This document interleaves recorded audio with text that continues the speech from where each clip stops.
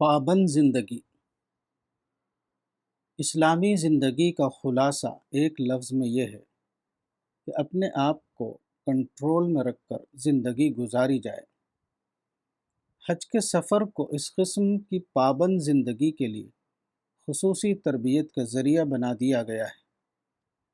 حج کی یہ حیثیت رسول اللہ صلی اللہ علیہ وسلم کی ایک حدیث میں ان لفظوں میں بیان کی گئی ہے: جس شخص نے حج کے مراسم اس طرح ادا کیے کہ مسلمان اس کی زبان اور اس کے ہاتھ سے محفوظ رہے تو اس کے تمام پچھلے گناہ معاف کر دیے جائیں گے۔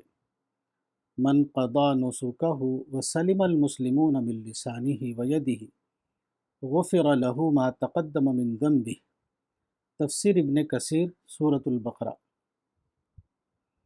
گویا حج کا فریضہ ادا کرتے ہوئے حاجی کو جس چیز سے خاص طور پر بچنا ہے وہ یہ کہ اس کی زبان سے کسی بندے خدا کے دل کو ٹھیس نہ لگے، اس کے ہاتھ سے کسی انسان کو تکلیف نہ پہنچے۔ جو حج آدمی کے تمام گناہوں کو ختم کر دیتا ہے وہ وہی حج ہے جس سے آدمی اس قسم کی زبان اور اس قسم کا ہاتھ لے کر واپس آیا۔